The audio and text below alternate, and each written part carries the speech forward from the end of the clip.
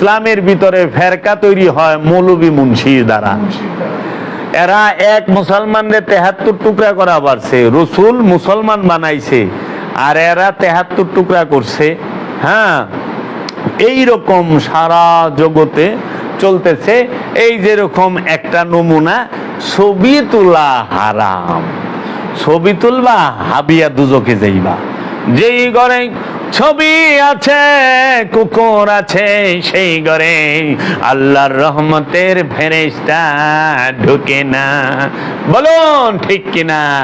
বেজাইলা মুসলমান, বেড়া মার্কা মস্তকালা মুসলমান, এরা কয় কি ঠিক?